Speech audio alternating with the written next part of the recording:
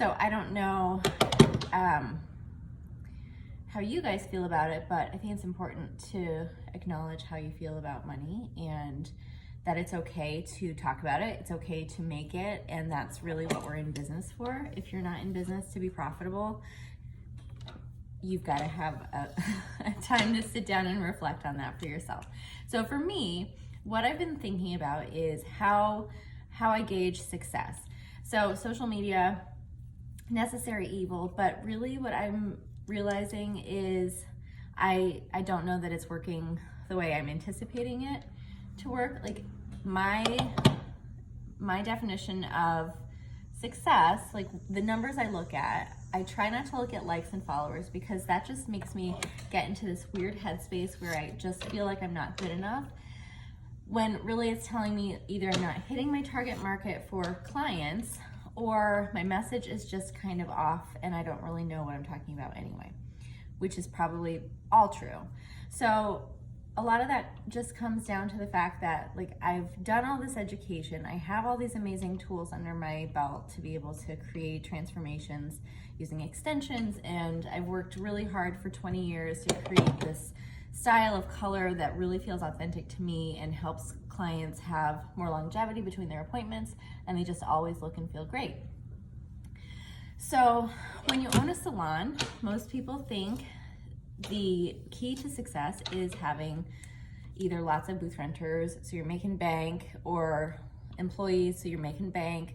The truth is, it's not a highly profitable business, either model.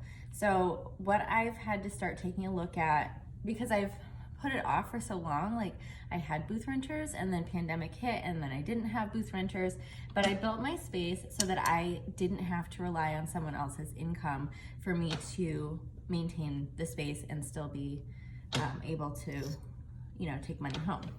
So for me, all of that has come to fruition, realizing, okay, I need to make a decision about where I'm going, because as a business, I want to continue producing and I want to continue growing financially, but not at the expense of creating something that doesn't feel good for me to actually do it.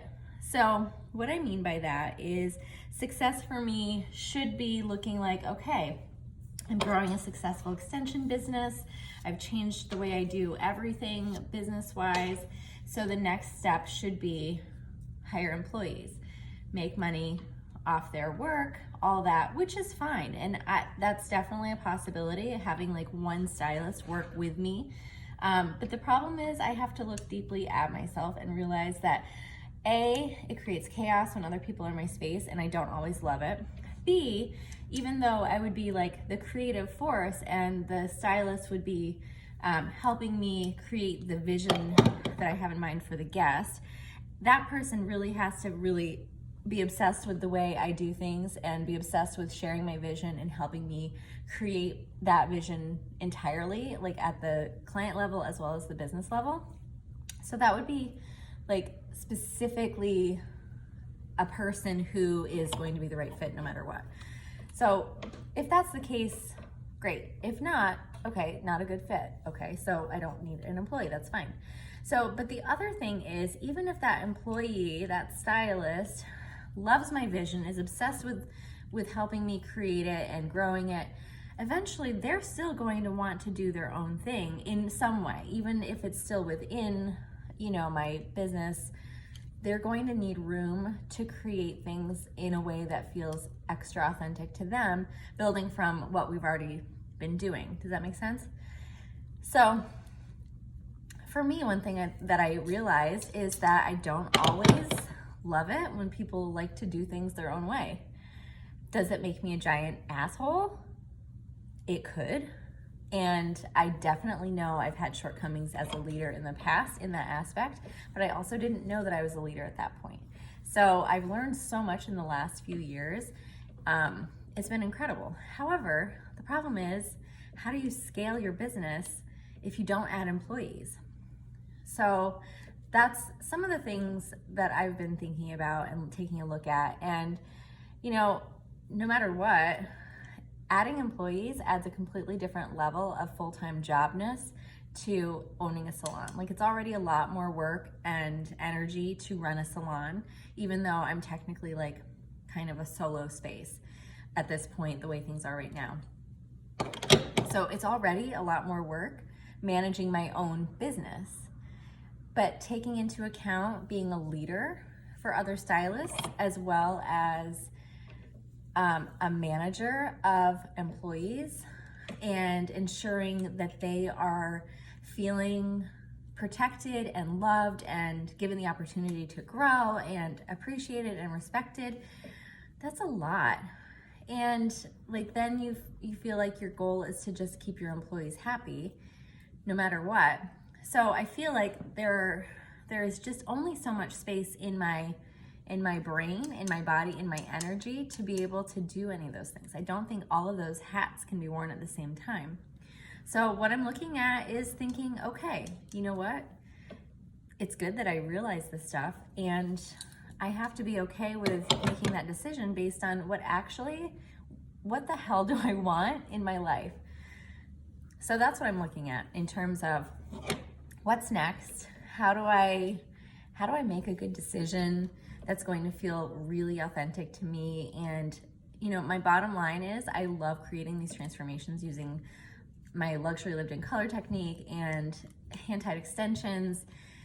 I love everything about it. Like, I want to create a kick-ass guest experience and have people love what I do for them. It makes me feel good, but it also makes me feel like I'm doing what I'm supposed to be doing. The other thing is I really love sharing my passion with everything that I do, business-wise, as well as, you know, behind the chair. So one thing that I've always been passionate about is educating. But I don't want to be like a cosmetology teacher. Like, who do I want to educate? There's so much stuff like I have to share. So I would think, okay, naturally just, you know, holding a class or doing something like that. But at the same time, that just seems like I just have to do yet another full-time job of being like an educator. So there's so many different options and so many different paths.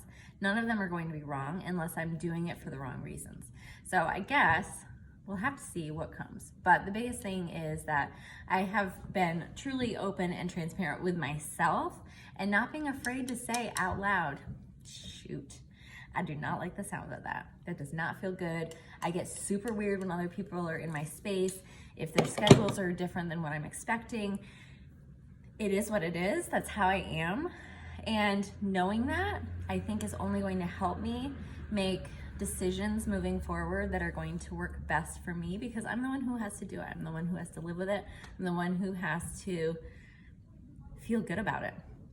So if I can make a kick-ass living and keep growing my brand and my business and meeting financial goals for my family and still feeling like I'm doing it the way that feels right for me, then that's success to me. So anyway, thanks for my TED Talk time here. And if you guys have any questions about, you know, any of this kind of stuff, let me know. If there's anything that I can tell you or share with you, I have a lot of stories.